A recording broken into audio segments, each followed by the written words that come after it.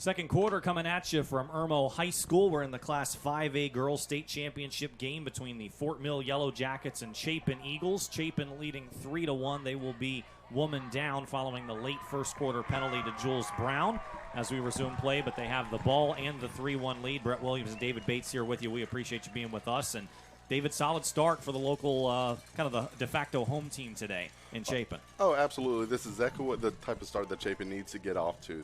They've played really well, obviously, with the record and being the number 1 in 5A, but they have let teams hang around longer. Fort Mill is going to hang around because they keep winning the draw. They're 3 of the 4 draws they've won, and when you score and you can get the ball back, you're always going to be in it. And let me correct myself here as I calibrate into this first year where the girls are playing like the boys have for years with these quarters. So we are going to have a draw to open the second quarter. It won't just be Chapin ball. Absolutely. I have forgot about that. That happened this season. But it's a hot day. It's sunny, so I don't think any of the players or coaches are going to mind the extra little break. Not a bit. 2-minute breaks officially between the first and third quarters and under these new rules. This draw appeared to be controlled by Chapin, and it will still be following a foul committed by Fort Mill. No, other way around. We had, they changed directions. Yeah. Quite literally the other way around, yes. So Chapin was going to control the draw, but they had a violation. I think it looked like it was a sphere call, which was the stick got too close to a player's head, so they gave it to the other way. So, again, while they didn't actually win the draw, they won possession. And then had it taken right away. So, yes, so the reversal of the field here in the second quarter. So Chapin in blue working right to left, Fort Mill in the white left to right. And now got to imagine Chapin will slow this down and try to kill off the rest of the penalty. And I think one thing that's great about this stadium is the sun. You don't see the sun going to be in the players' eyes too much for one team over the other. The way just the sun's going to set throughout the day. You go to some fields, and depending on what quarter, you might have that sun bearing in that goalie's face. But the way this stadium is set up, I don't think it's going to be much of an issue. All right, now the sun is directly overhead. Makes sense. 11:20 in the morning. I think this stadium design was more to cook up the away football team sideline. So there's a little bit of home field advantage in everything, right? Yep. They call this place the Hornet's Nest by some chance, or Yellow Jacket's Nest just doesn't sound as good, you know what I mean? It does not. Fort Mill should be feeling a little bit at home having the same mascot as this host venue. Jackets, yeah. Based on the crowd, it certainly doesn't feel that way. They killed the penalty, so we're all leaving. And now Brown's cutting right toward the goal, hoping for a pass. Almost like hockey, a player coming out of the box and just taking off. But it was not meant to be. Ava Claire Collins. Yeah, you're going to see that throughout the day when certain teams want penalties and they get it. Some teams are just happy that, hey, we're going to have the ball and the defense is not going to pressure. And then some teams, they're going to go all-out pressure to try to get the ball back because they're man-up advantage. Collins already with 2 goals today. Can she get a third? You bet. Free position working wonders right now for Chapin. Her mechanics are just phenomenal. She was ready to crank from the get-go, and they just allowed her to get closer and closer. And when you get that close to the goalie, it's with that type of scorer, you're going to huge disadvantage for the goalie. So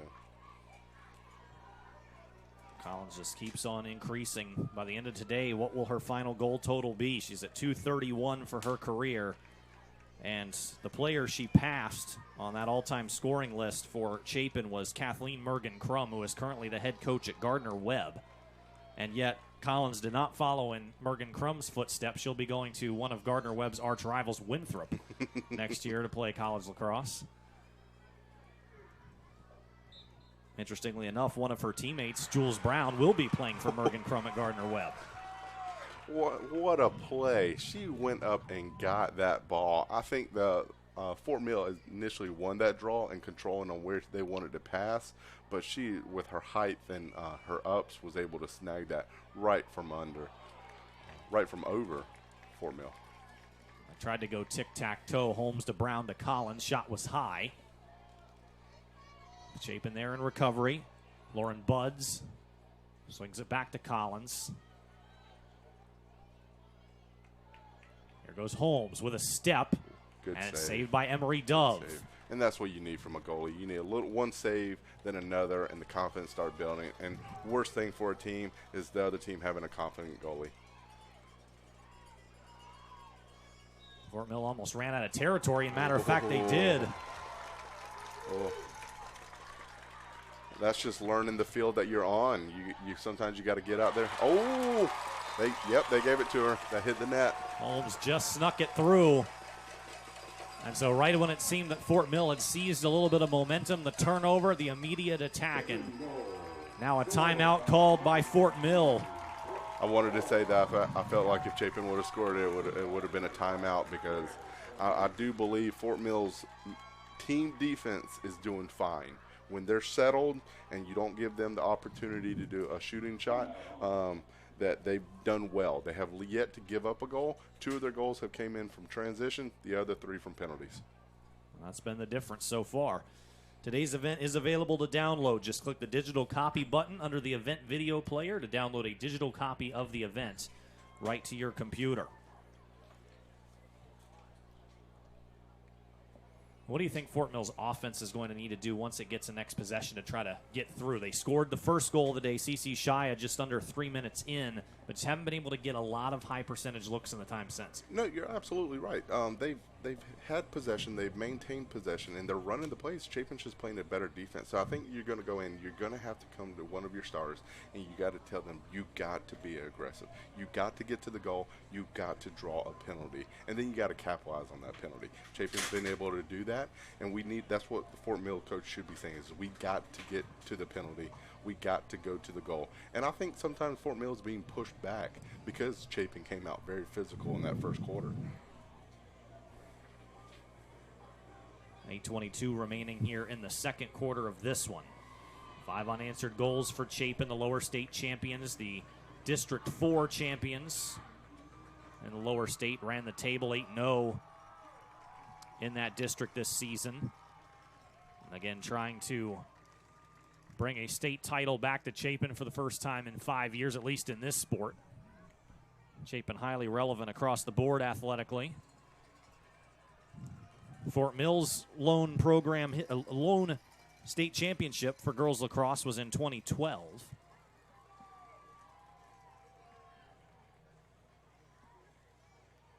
And just like earlier this season when they lost by 3 to the Eagles, they also lost by 3 to Chapin in the 2019 state championship game. That final score was 9-6. But coming out of the timeout, critical draw upcoming. CC Shia to handle things for Fort Mill. Against Ava Brandstatter of Chapin.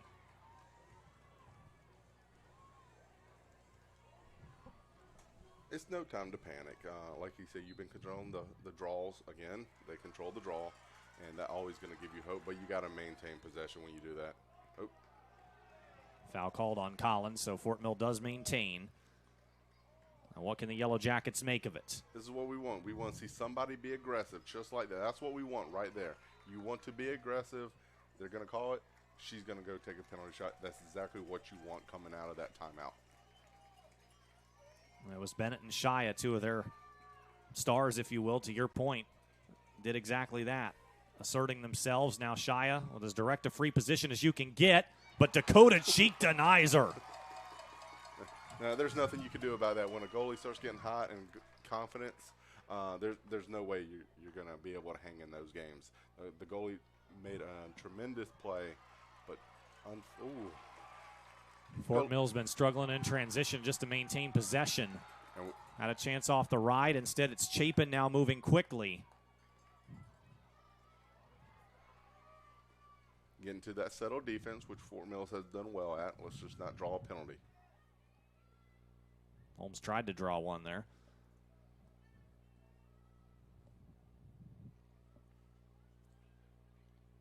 But today. You saw exactly what you want for Fort Mill. You came out, they were being aggressive. They got to the line. They rode well. They would have had picked it off almost. Oh, speaking of pick off. That's exactly what they did. Reagan Michael with the steal, the freshman for Fort Mill, taking it a long way. Michael offloads ahead to Catherine Boys. Taylor Wilcox now entering the 8, shoots, and it's Cheek again. Dakota Cheek denying access.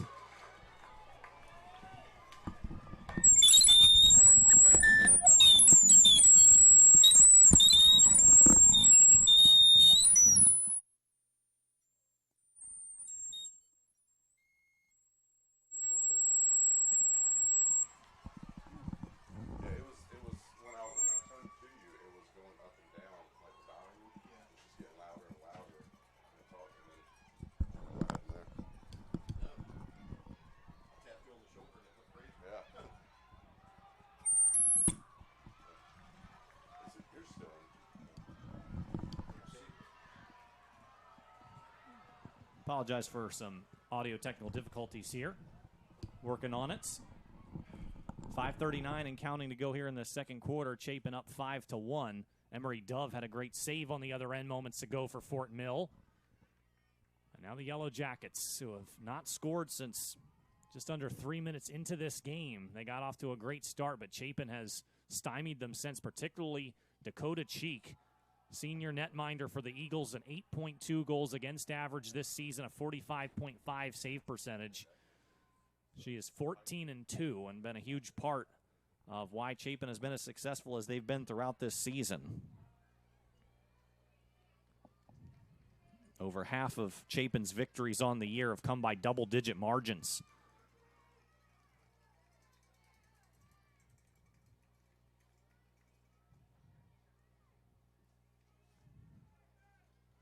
Wilcox makes the pass to Bennett, now spins herself free, shoots high, pursuing it. Zeta Covey, I believe, the closest to it indeed, takes possession back for Chapin. So just to fill everybody in at home, if this is the first time you are watching again, and boys and girls game, if you shoot and whoever's closest to that shot will maintain possession. Not necessarily if it's a pass that goes out of bounds, but off shots, whoever's closest to the shot will maintain possession. Cheek tried to connect with Madison Lofton. Ground ball loose. Foul on Fort Mill. That is something to watch throughout the rest of this game for Fort Mill. Is Chapin's goalie is having a little bit of struggle of clearing the ball, but once they do get it to the middies, easy transition. And Brooke Holmes is feeling it. She and Ava Claire Collins with hat tricks apiece. They're responsible for the 6 Eagle goals. And the lead grows. And I want to give Fort Mill credit. They're doing what their coaches probably asked them to them. They shot more in that period, and I think they did the whole first quarter. So from that timeout, they've had 3 or 4 shots, couple on goal, but transition defense for Fort Mill is killing them. Half these goals, or probably 4 of these goals have came, 3 or 4 of these goals have came in an unsettled transition. So, and that's what I'll be preaching to my defense. I'll be like, middies, we got to get back. We got to get in position. They have not scored on us when we're in our settled defense.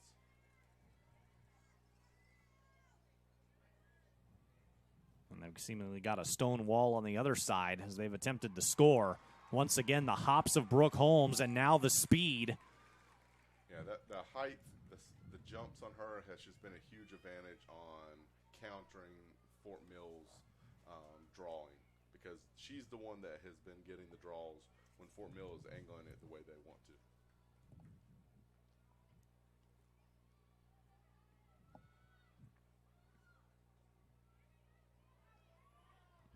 Final 3.5 to go in the first half.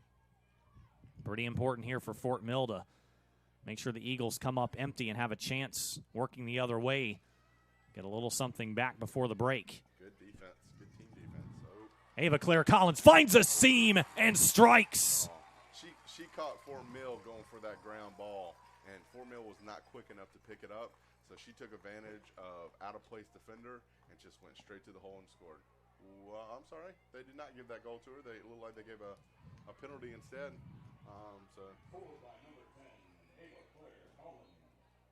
And the public address didn't figure that out yet, No, and so the save by Dove, the pickup. Once again, Dove gets her stick to it. Back-to-back saves, that's what you want. So, audience, I'd like to apologize. We thought it was a goal, but it looks like there was a penalty before the shot happened, which gave them an opportunity to score.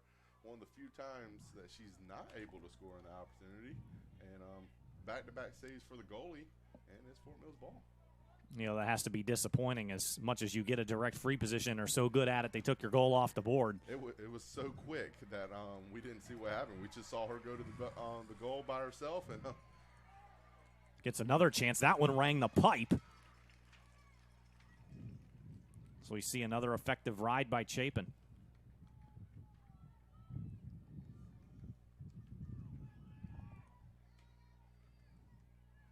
Jules Brown ducking in, creating space. All right, so okay, no goal on that one. The ref blew that whistle quick enough for us not to start celebrating. And that foul's against the Eagles, so Fort Mill takes back over. Another missed connection, but a good recovery. Abby Walker with it here in the midfield. Got to get those eyes up. You had your teammates. You got to get those eyes up.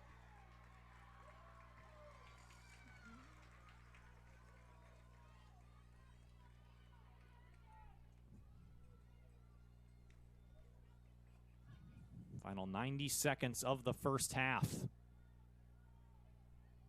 Chapin 17-2 on the year.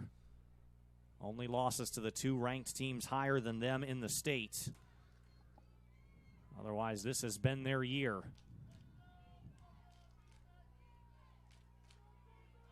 Trying to make sure it stays that way all the way till the end.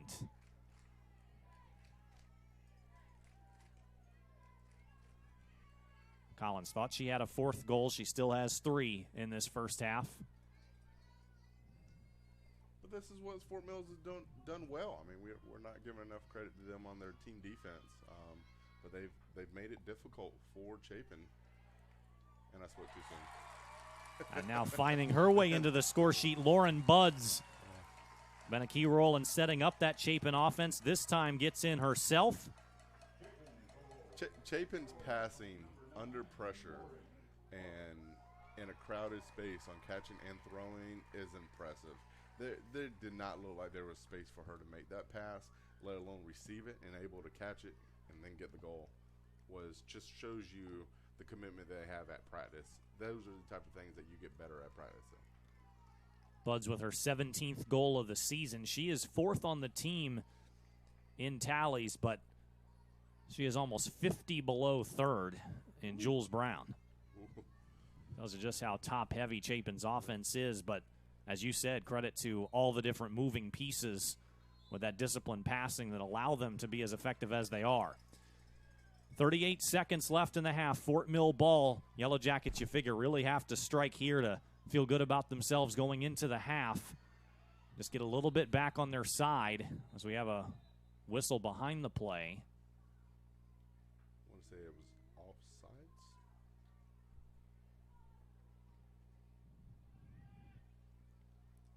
Yep, they're making her come back. Yep. Clock stopped at 26 seconds. CC Shia will reset. Like you said, Molly Bennett. This is all about getting confidence going into the second half. They've done well. They're not out of this. This is a very close game, and it's continued to stay this way. 15 seconds. Dangerous pass, but it got there. Riley Rader. Flag down. Oh. 6 seconds now. Yellow Jackets have to go. Bennett can't get it through to Shia. Don't think they'll get another shot. They will not. And the half ends as Chapin has gone on a 7-goal unanswered run, firing up the Eagle fans who are inching ever closer to a state title. Today's game is also available for all subscribers via the NFHS